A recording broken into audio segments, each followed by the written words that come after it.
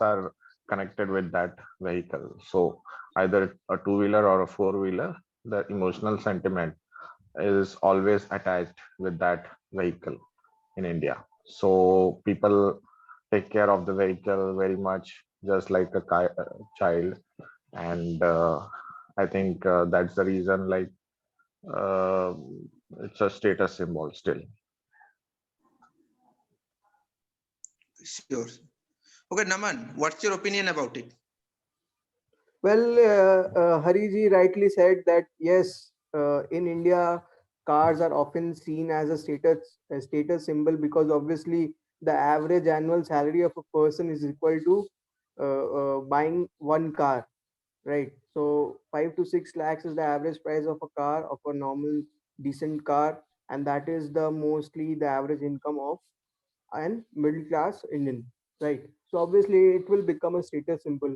If you compare it with the developed countries such as Americas or Canada, obviously the car hiring a car or renting a car, there are rentals available there, and also buying a car is much more easier than in India, right? So the thing is here the because the Tata Nano was obviously it's a good thing that Ratan Tata thought about the middle class perspective of buying it to comparing like the first Tata Nano was around 2 lakh rupees and the average Indian guy can afford that. It is just equivalent to of what a America person was doing. He was earning $100,000 and he can afford a $20,000 car. The ratio was very much similar to that, and it was a very good thing, a very innovative idea actually about producing the world's cheapest car, which can be affordable. I think number one, why Tata Nano failed. The second reason is the design elements, right? So the second reason about the design element which I am talking about is like it didn't look like appealing to people. It looked like a small toy, or I would say a go-kart, a go-kart like thing. So it was not good. The second thing is mostly the people who were targeted in this segment were from semi-urban cities, or I would say the tier 2 cities. That's why what we were thinking about this is like in tier 2 cities the roads are not well built. Because of this, the design element of the car or the things which we call as the suspension of the car would obviously cause a problem, right? And the repairable the repairing cost is way too high for that, right? So that's the one more thing I think that Tata Nano failed, right? Sure.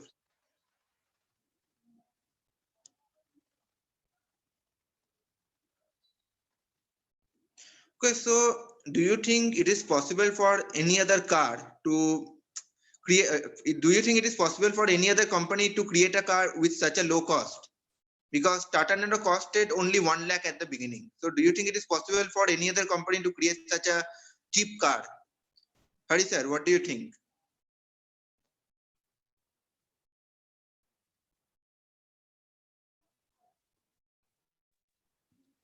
Hello. Yeah, the question was uh, Yeah. Tata Nano was a very cheap car. So do you think it is possible for any other company to provide such a cheap car like Tata Nano? Uh, I think if no, I'm not sure, but there is no other car as such still which can be cheaper than Nano.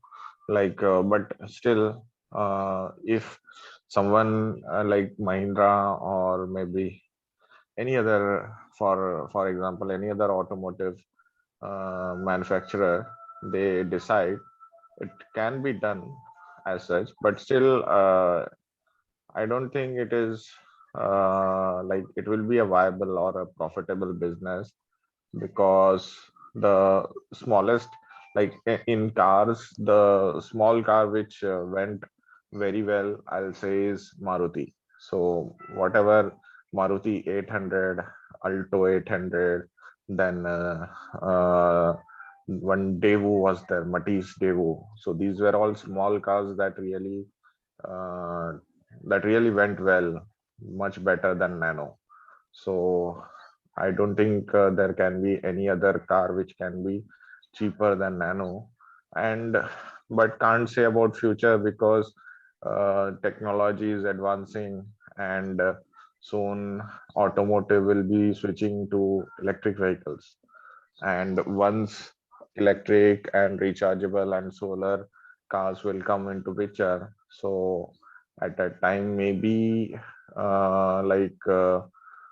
there might be some cars which will be as much cheaper as Nano also. So that too, like in electric. So it is possible, much possible, but it is a long way now. It will take time. Sure.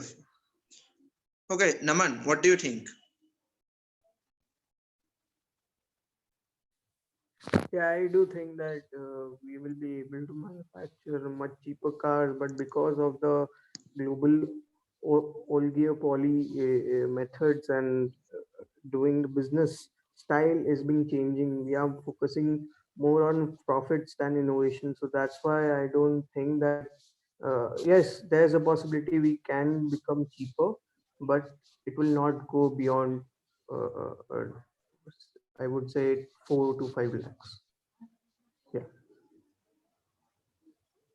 Okay, sure.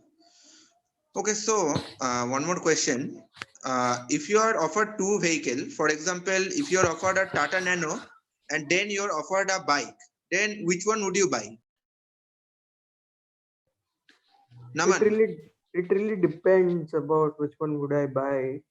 So if my family is large, obviously, uh, I will try to buy Tata Nano. Uh, if my family consists of at least 4 people, but if I am a family of one, I'm a single guy. Obviously, I would not say two, but yeah, if I am a family of one or two, then obviously bike would be more sustainable for me because obviously there will be less maintenance for that and less uh, uh, expenditure on the petrol and diesel. That's why. okay, Hari sir, what's your opinion? Would you buy a bike or a Tata Nano? If I get an option between Nano and bike, you are asking, right? You would buy? No, like what I would buy if I get an option to buy. Yeah. Okay. Tata Nano or bike?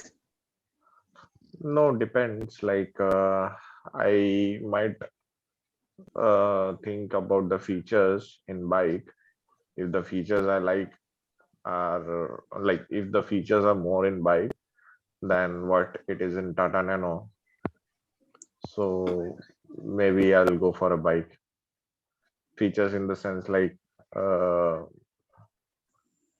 speed and again stability. So Nano being a small car, like my requirement won't be there much, and as such, I'm not that interested into Nano. So depends. Oh. Okay, so my next question is, you see, one of the reason why Tata Nano failed because it was very low of cost. So actually, since Nano was a very cheap car, so it was supposed to be an advantage for them because people would love to buy a car with such a low cost. But still, the strategy backfired. So why do you think this strategy backfired? Because since Nano was very cheap, it becomes a part of the failure. Okay, Naman, what do you think? I don't think so. The cost was the factor of Nano's failure. I think that this is because of the image of the Nano, which has been, fixed inside the minds of the people of India. I think that Americans appreciated more than Indians did. I'm speaking about Tata Nano. So let me make this debate more interesting.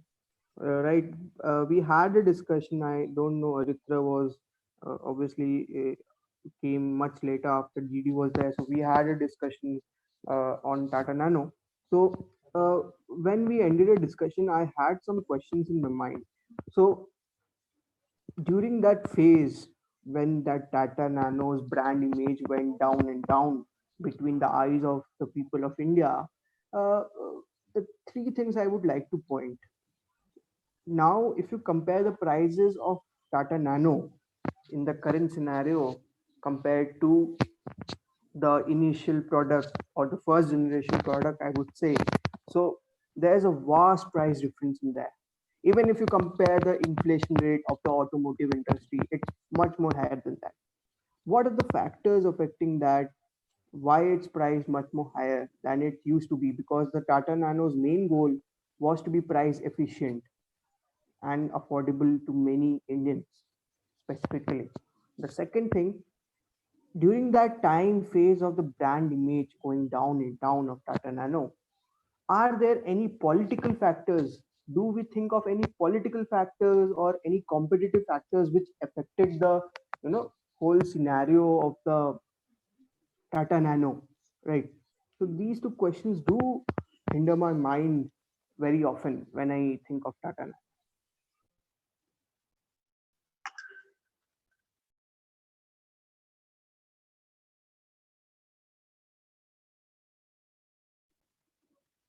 Okay, sure. No, I guess that was all for today. So thank you for attending. Goodbye. Good night.